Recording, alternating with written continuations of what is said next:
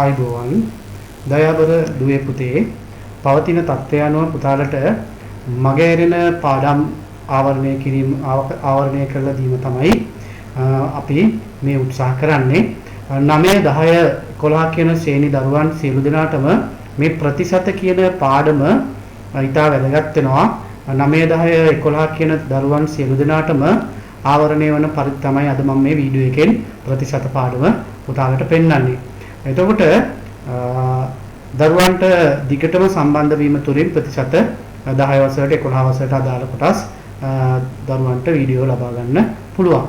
අපි බලමු ප්‍රතිශත සම්බන්ධව කතා කරනකොට ප්‍රතිශතයක් කියලා කියන්නේ අපි දන්නවා ඕනම සංඛ්‍යාවක් දශමයක් ප්‍රතිශතයක් වන අවස්ථා තියෙනවා. ප්‍රායෝගික ජීවිතයේදී ප්‍රතිශත සටහන් කරපු අවස්ථා පුතාලට දකින්න තියෙනවා. මේ වෙළඳ පොලේදී මිල ගණන් ඉහළ යෑමේදී පහළ යෑමේදී පුතාලට ප්‍රතිශත ආශ්‍රිත ප්‍රායෝගික ජීවිතයේ දකින්න පුළුවන් අවස්ථා කීපයක් තමයි මම මේ පෙන්වන්නේ. දැන් බලන්න මේ පුතිරේ දිස් වෙන්නේ 100න් 25 කියන භාගය. හරය 100 වන සංඛ්‍යාවක් ප්‍රතිශතයක් බවට පත්වීමේදී එහි ලවය තමයි ප්‍රතිශතය බවට පත් වෙන්නේ. අපි සාමාන්‍යයෙන් ඕනෑම සංඛ්‍යාවක 100න් පංගුවක් ප්‍රතිශතයක් කියලා අපි විග්‍රහ කරලා දෙනවා.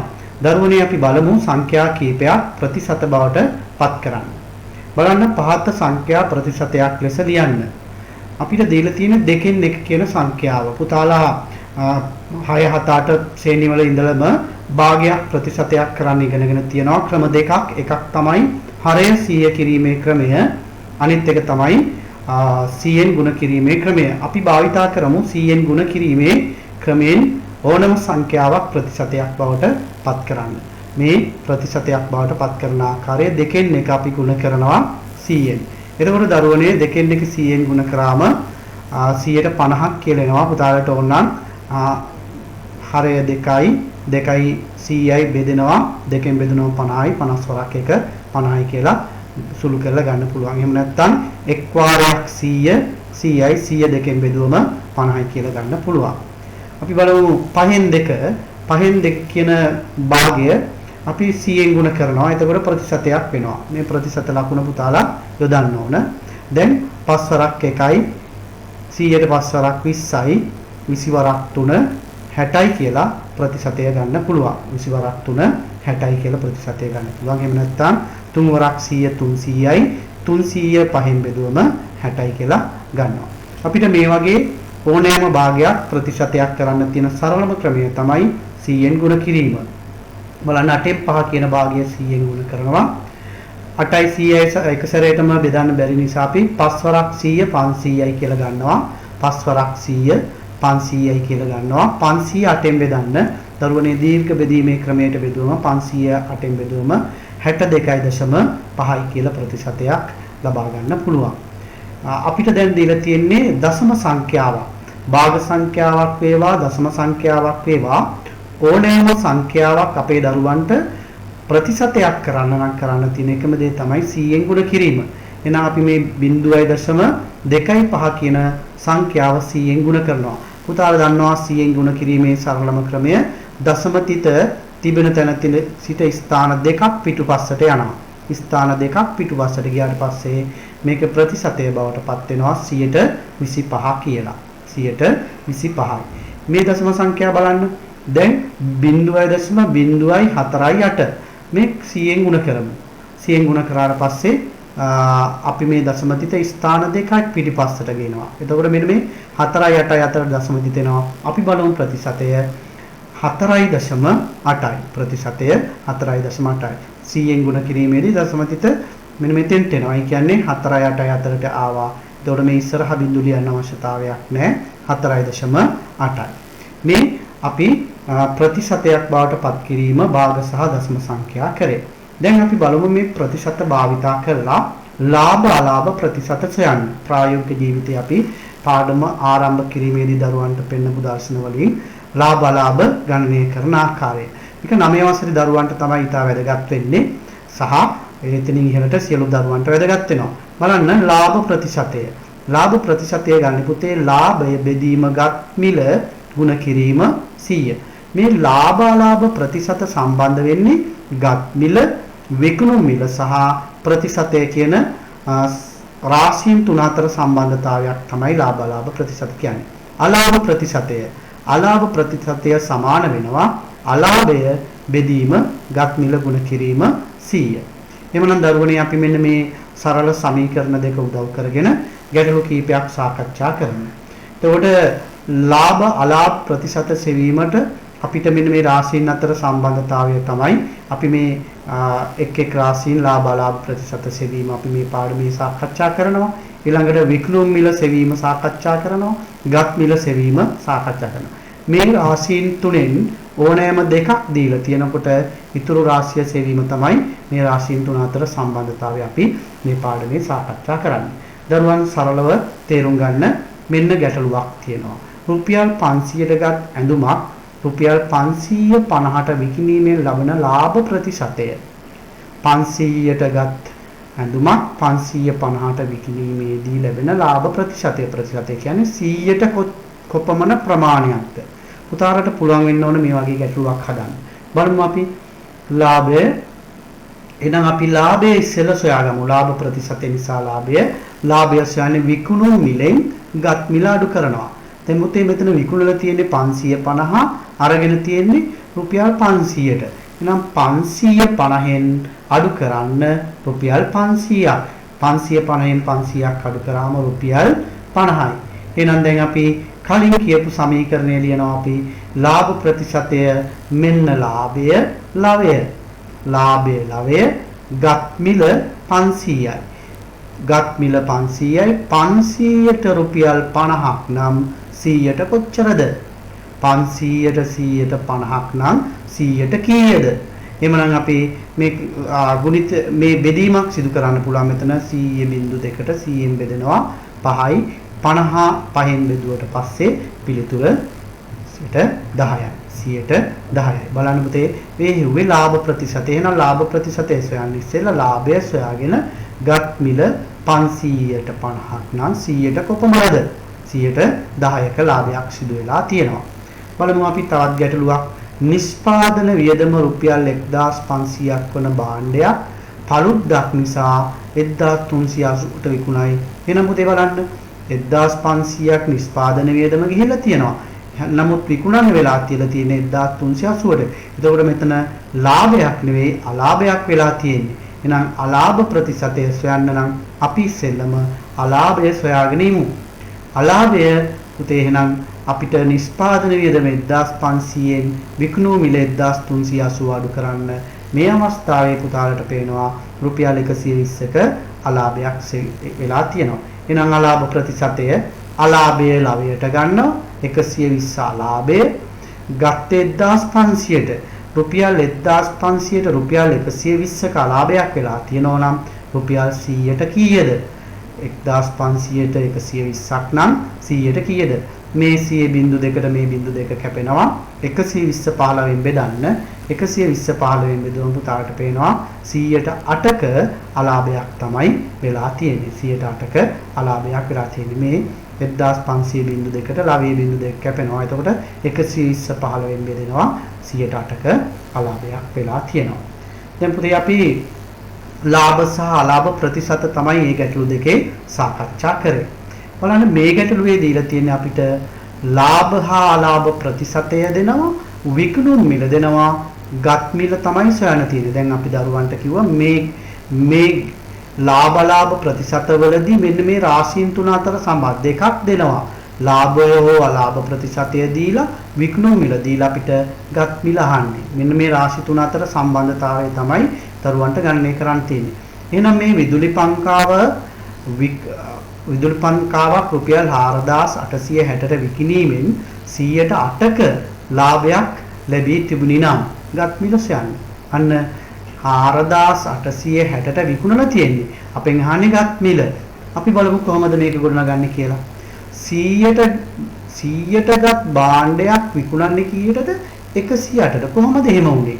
මේ තියෙන්නේ 108ක ලාභයක් ලැබුණේ නම් 100ට 8ක ලාභයක්. එහෙනම් රුපියල් 100කට 8ක් ලැබෙනවා නම් එතකොට ඒක විකුණලා තියෙන්නේ 108 වෙන්න ඕන.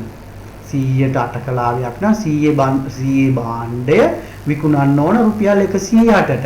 මෙතන 10%ක් නම් 100 භාණ්ඩය විකුණන්න ඕන 110ට. මෙතන 20ක් නම් 100 භාණ්ඩය විකුණන්න ඕන 120ට. දැන් මෙතන 108 නිසා 100 භාණ්ඩයේ විකුණුම් මිල කීයද? 108යි. එහෙනම් අපිට මේ 108 කියන්නේ විකුණුම් මිල, 100 කියන්නේ ගත් මිල. හොඳට තේරුම් ගන්න මේක. 100 කියන්නේ ගත් මිල, 108 කියන්නේ විකුණුම් මිල. අපිට දැන් හොයන්න තියෙන්නේ ගත් මිල. අපි දැන් මේක භාගයක් විදිහට ලියනවා. ගත් මිල ලවය වෙන්නත් සොයන්න ඕන රාශිය ලවයට ගන්නවා. එහෙනම් 108ට විකුණු භාණ්ඩයක් ගත් මිල 108ක භාණ්ඩයකට ගත් මිල වෙන්නේ 100යි. 108 දැන් අපි හෙව්වනේ මේ 100 භාණ්ඩයක් විකුණලා තියෙන්නේ 108ට. එහෙනම් 108ක භාණ්ඩයක ගත් මිල 100 නම් 4860ක භාණ්ඩයක ගත් මිල කීයද? දැන් ගත් මිල හොයනකොට ගත් මිල තමයි ලවයේ තියෙන්න ඕන. විකුණුම් මිල යට. එමනම් දරුවනේ මේක බෙදෙනවා. පුතාලා බෙදන්න මේවා කැපිලා යනවා. කැපිලා ගියාට පස්සේ 108යි 480යි කැපෙනවා 45යි කියලා 45 100ෙන් ගුණ කරාට පස්සේ 4500යි. දැන් මේ 4500කට ගත් භාණ්ඩයක් තමයි 4860ට විකුණලා තියෙන්නේ. දරුවන්ට ඕන නම් මේකේ ලාභයක් ගන්න පුළුවන්. 4860න් 4500ක් අඩු කරාම 360යි කියලා ලාභය ගන්නත් පුළුවන්. right. අපි තව ගැටලුවක් බලන්න. දැන් මේ ගැටලුවේ 14250කට අලමාරියක් විකිණීමෙන් 100ට 5ක අලාභයක් සිදු වුණා. එහෙනම් පුතේ අපි බලමු 100ටගත් භාණ්ඩයක විකුණුම් මිල 95ක් වෙනවා. ඇයි එහෙම වුනේ? 100ට 5ක අලාභයක්. නම් 100කින් රුපියල් 5ක් අඩු වුණාට පස්සේ 100ට 5ක අලාභයක් නිසා 95 වුණා. කලින් ගැටලුවේ ලාභයක් වුණ නිසා වැඩි වුණා 108 වුණා. දැන් මේක අඩු වුණා 95 වුණා. එහෙනම් දැන් අපිට හොයන්න තියෙන්නේ මොකද්ද? ගත් මිල. ගත් මිල කියන්නේ 100 ගත් මිල විකුණුම් මිල 95. එහෙනම් පුතේ ගත් මිල සොයනවා නම් ගත් මිල ලවය වෙන්න ඕන 95ට විකුණු භාණ්ඩයක ගත් මිල 100 නම් 14250 භාණ්ඩයේ ගත් මිල. බෙදන්න මේක. බෙදුවට පස්සේ දරුවන්ට පිළිතුර ගන්න පුළුවන්. දීර්ඝ බෙදීමේ ක්‍රමයට බෙදන්න. බෙදලා පිළිතුර ගන්නවා රුපියල් 15000යි. 15000ක භාණ්ඩයක් තමයි 14250ට විකුණලා තියෙන්නේ. එතකොට තමයි 100ට 5ක ලාභයක් සිදු වුණේ දරුවනේ. මේ ආකාරයට පුතාලට එතකොට රාශීන් තුන අතර සම්බන්ධතාවයේ ගැටලු තමයි තියෙන්නේ. බලන්න. දැන් මේ ප්‍රතිශතයයි ගත් මිලයි දුන්නම විකුණුම් මිල වෙනවා. පළවෙනි ගැටලුව ටික අපි හැදුවේ ප්‍රතිශතය හෙව්වා. දැන් දෙවෙනි ගැටලුව ටික හැදුවේ අපි ගත් මිල හෙව්වා. දැන් මේ විකුණුම් මිල සොයන ගැටලුව. දැන් මේ ලාභ ප්‍රතිශත වලදී මෙන්න මේ රාශීන් තුනක් අතර සම්බන්ධතාව තමයි බොහෝ විට එන්නේ. බලන්න මේ ගැටලුව 112ක භාණ්ඩයක් 112ක අලාභයක් නෙමෙයි ලාභයක් ලැබෙන පරිදි රුපියල් 3000ක අත් ඔරලෝසුවක් විකුණන මිල සොයන්න. බලන්න පුතේ ලාභ ප්‍රතිශතය 112යි. 3000ක භාණ්ඩයක් විකුණන මිල. අපි පළවෙනි ගණන්තිය බලමු පුතේ 100ක එතකොට මේ 100ක භාණ්ඩයකට ලැබෙන ලාභය 12යි. 100ට 12ක් ලාභයක් ලැබෙනවා නම් රුපියල් 3000ට ලාභය කීයද? රුපියල් 3000කට ලාභය කීයද? 3000 ගුණ කිරීම 100න් 12. 3000 ගුණ කිරීම 100න් 12. එහෙනම් දරුවනේ අපි මේ ගැටලුව සුළු කරනවා මේ බිංදු දෙක කැපෙනවා 30 ගුණ කිරීම 12. 30 ගුණ කිරීම 12. බිංදු දෙක කැපෙනවා 30 ගුණ කිරීම 12 කීයද? 360ක ලාභයක් තමයි අපිට සිදු වෙන්නේ. දැන් අපිට ඕන ලාභ ප්‍රතිශතය මේ අපිට මේක විකුණු මිල සොයන්න ලාභ ප්‍රතිශතය දීලානේ තියෙන්නේ. විකුණු මිල සොයන්නේ එතකොට ගත්තේ 3000ට මෙන්න මේ ලාභයක් ලැබෙන්න 360ක් ලාභයක් ලැබෙන්න නම් මේ 3000 භාණ්ඩය විකුණන්න ඕන 360ක් එකතු කරලා. එහෙමනම් මේක 3360ට තමයි විකුණන්න වෙන්නේ. 3360ට තමයි දරුවනේ විකුණන්න වෙන්නේ. දැන් බලන්න අපිට තව මේකේ හදන ක්‍රම තියෙනවා. අපිට ඕන එක සැරේටම මේ 3360 හොයන්නත් පුළුවන්. අපි එක රටාවක් විතරක් මේ අවස්ථාවේ ඉගෙනගෙන යමු. අපි ආපහු වෙනත් වීඩියෝ වලින් මේ කෙටි ක්‍රම ගැන සාකච්ඡා කරමු. බලන්න අපි තවත් ගැටලුවක්. රුපියල් 1400කට ගත් බිත්තර තොගයක් විකිණීමෙන් 104ක අලාභයක් විය විකුණුම් මිල. අලාභයක් වෙලා තියෙන්නේ. දැන් අපි අලාභය සොයමු. 104ක අලාභයක්. 104ක අලාභයක් නම් දරුවනේ 104ක අලාභයක් නම් අලාභය 104ක් නම් අලාභය 1400 ගුණ කිරීම 100න් 4. 1400 ගුණ කිරීම 100න් 4.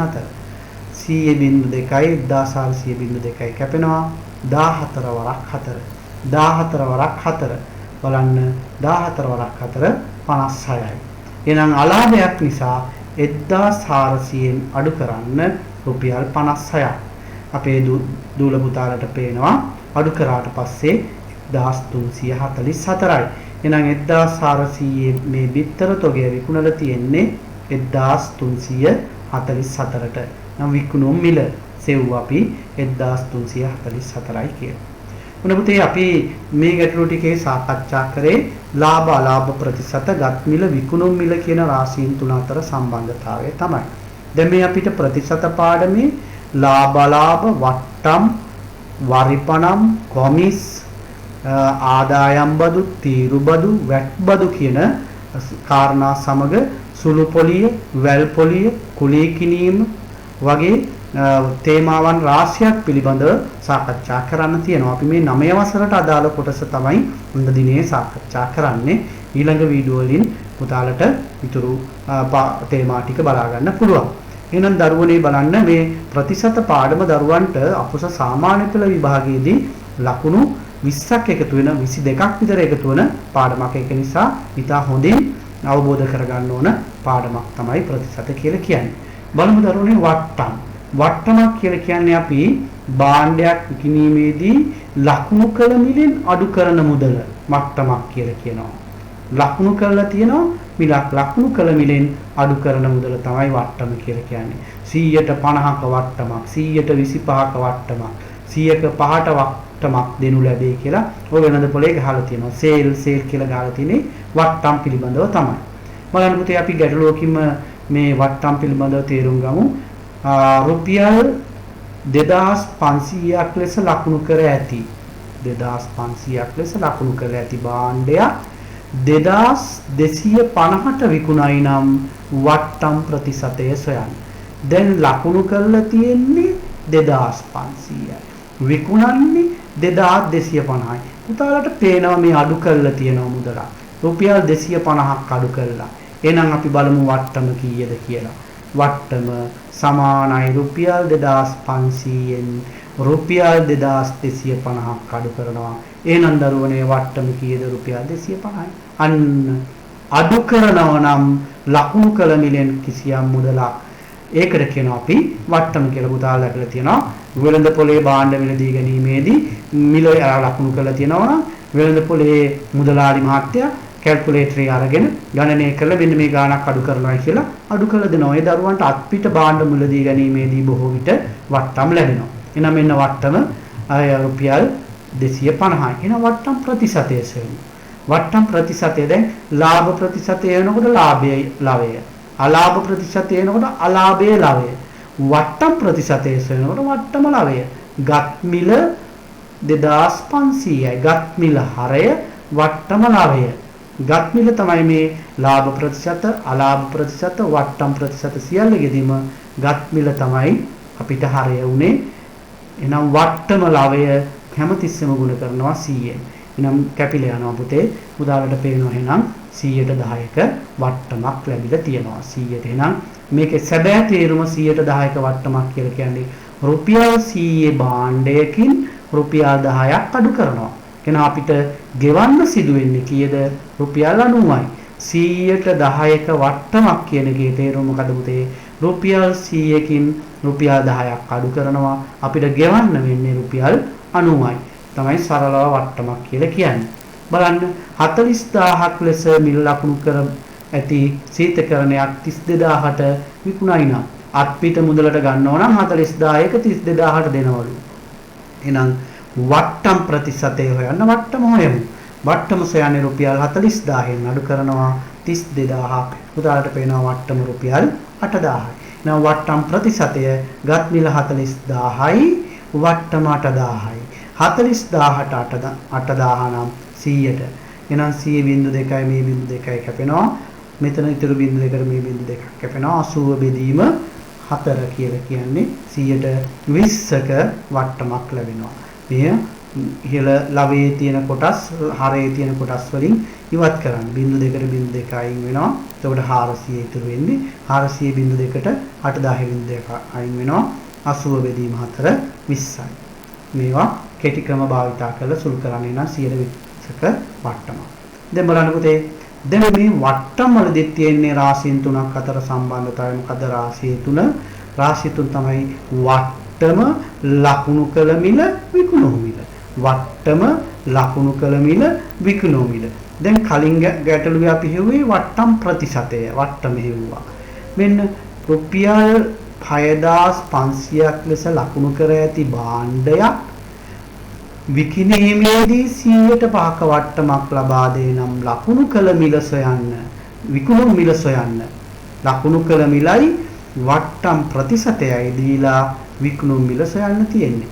එහෙනම් මේ 100%ක වට්ටමක් කියන එකේ තේරුම තමයි පුතේ 100%ක් අඩු කරනවා. රුපියල් 100%ක් නම් 6500ට කීයද? 6500 ගුණ කිරීම 100%5 වට්ටම කෙලින් වෙනවා.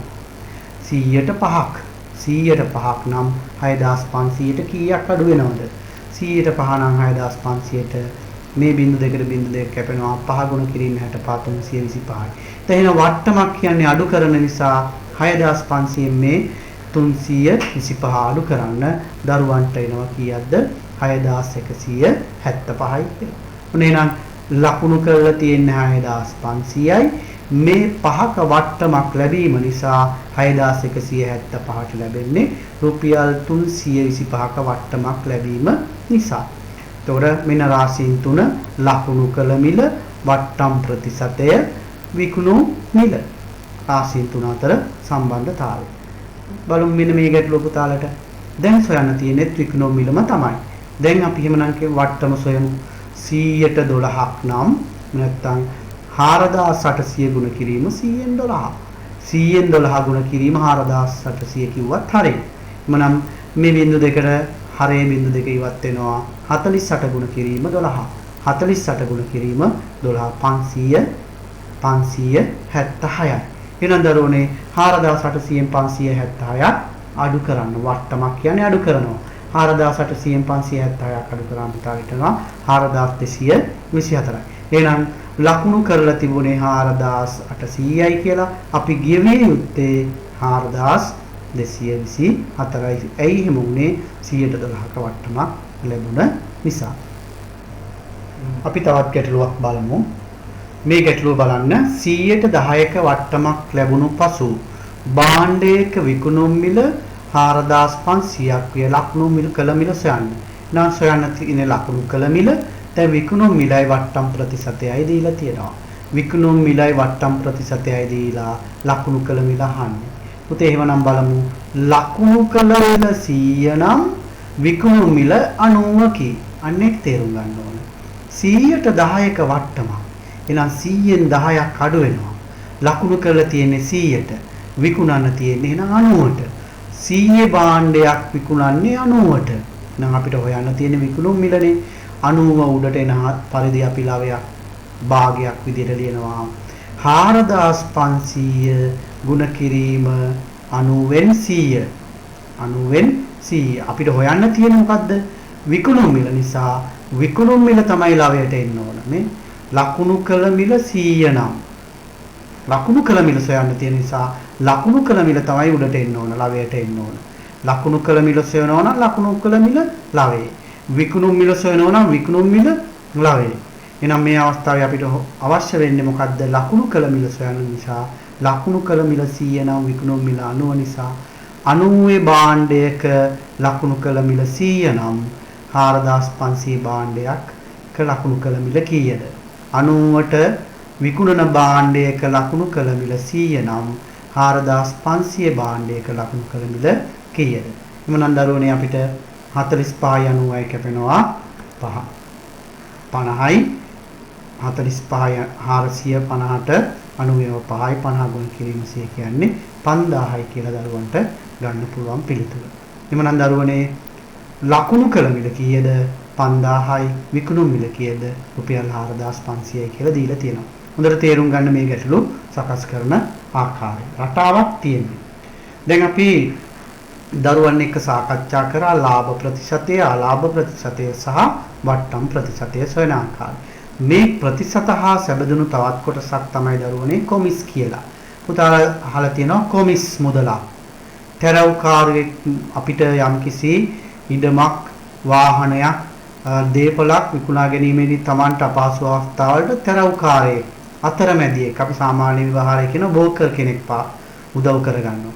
අන්නේ සඳහා ගෙවන මුදල තමයි අපි කොමිස් මුදල කියලා කියන්නේ.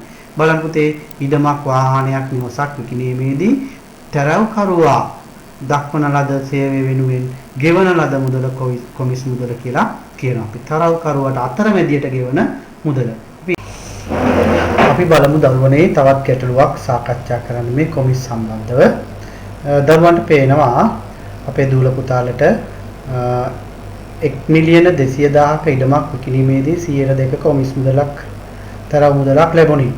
තරවකරුවාට ලැබෙන මුදල කීයද? ඉඩම් හිමියාට ලැබෙන මුදල කීයද? දැන් මේකෙදී අපිට දරුවනේ අපිට ගැටලුවේ කොටස් දෙකක් තියෙන එකක් තරවකරුවාට ලැබෙන මුදල, තරව ගාස්තුව. ඒකට තරව ගාස්තුව දුන්නට පස්සේ මේ ඉඩම් හිමියාට මේ ඉඩම විකුණුමේ ඉතුරු වෙන මුදල හොයන්න තමයි තියෙන්නේ. එහෙනම් පළමුව අපි තරව මුදල සොයමු. කොමිස් මුදල තරව ගාස්තුව අපිට මුළු මුදල 1,200,000 ගුණ කරන්න 100ට 2කින් 100ට 2ක් නම් 1,200,000ට, එහෙම නැත්නම් 1,12,000ට 100ට 2ක් නම් 1,12,000ට කීයද? කොමිස් මුදල එනවා රුපියල් 24,000ක්. එහෙනම් තරවකරුවාට ලැබෙන මුදල රුපියල් 24,000යි. එහෙනම් ඉඩම් හිමියාට ලැබෙන්නේ කොච්චරද? මේ 24,000 1,12,000න් අඩු කරන්න ඕන. 1,12,000 අඩු කිරීම 24,000. 1,200,000 අඩු කිරීම 24,000. අඩු කරාම අපිට එනවා 1,176,000ක් රුපියල්. 11,76,000ක් කියලා එනවා. මෙන්න පුතේ කොමිස් ගැටලුවක් අපි මේ ආකාරයෙන් දැන් මේ ප්‍රතිශත හදන්නේ 100ට 2ක ප්‍රතිශතයක් කීයද කියලා හෙව්වේ. 100ට 2ක ප්‍රතිශතයක් කීයද? 24,000යි. 24,000. තව ගැටලුවක් හදමු. මෙන්න පුතේ නිවසක විකිණීමෙන් 100ට 5ක කොමිස් මුදලක් ලෙස රුපියල් 75,000ක් ලැබුණේ නම් නිවස විකුණුව මුදල කීයද? මේ කියන්නේ පුතේ 100ට 5ක ප්‍රතිශතය සමානයි 75,000යි. 100ට 5ක ප්‍රතිශතය සමානයි 75,000යි. අපි 75,000ට අදාළ මුදල දීලා තියෙනවා 100ට 5යි කියලා. අපිට 100ට 100ක් කීයද කියලා හොයන්න ඕන. එමුනම් අපි බලමු 100ට 5ක කොමිස් මුදල 75,000ක් නම් දරුවනේ විකුණුම් මිල 5ක් කියලා කියන්නේ 100ක් නම් 75,000ට කොච්චරද? කොපමණද? 5ක් කියන්නේ 100යි. 100ට 5ක භාග 5න් 100 කියන භාගය ගුණ කරන්න 75,000න්. එතකොට එනවා මුළු මුදල. මුළු මුදල. දරුවනේ එහෙනම් මුළු මුදල 1,15,000ක්. එහෙම නැත්නම් 1,500,000ක්. ඉඩම විකුණු මිල 1,500,000යි. මොන දරුවනේ අපි දරුවන් එක්ක අද දවසේ සාකච්ඡා කරේ මේ වීඩියෝ එකෙන් ලාභලා ප්‍රතිශත යටතේ ප්‍රතිශතයක් ගණනය කිරීම, ප්‍රතිශතයක නොදන්නා රාශියක් සෙවීම. දැන් මේ අපි 9 වසරට අදාළව තමයි මේ වීඩියෝ එක කරේ. 9 වසරට අදාළ වුණාට අපේ දරුවන්ට 10, 11 කියන සියලු දරුවන්ට මේ වීඩියෝ එක ඉතාමත් වැදගත් වෙනවා. මේකේ ඊළඟ කොටස අපි තවත් දවස් 2කින් 3කින් විතර දරුවන්ට ලබා දෙනවා. මේ හැම වීඩියෝ එකක්ම බලලා දරුවා මේ ඉදිරි තමන්ගේ යාළුවන්ටත් මේ බව දැනුම් දෙන්න. ඒ වගේම තමන් ප්‍රයෝජන මේ අවස්ථාවේදී COVID-19 හමුවේ දරුවන් අසරණ වෙලා ඉන්න අවස්ථාවේදී අපි වීඩියෝ එකක් ලබා දුන්නාට පස්සේ ඊළඟ වීඩියෝ එක ලබා ගැනීමට දරුවන් උනන්දු වෙන්න ඒ සඳහා අපිත් එක්ක හැමතිස්සෙම එකතු වෙන්න. එහෙමනම් නැවතත් අපි තවත් වීඩියෝ එකකින් දරුවන් සමග සම්බන්ධ වෙනවා. එදෙක් සියලු දෙනාටම තෙරුවන් සරණයි.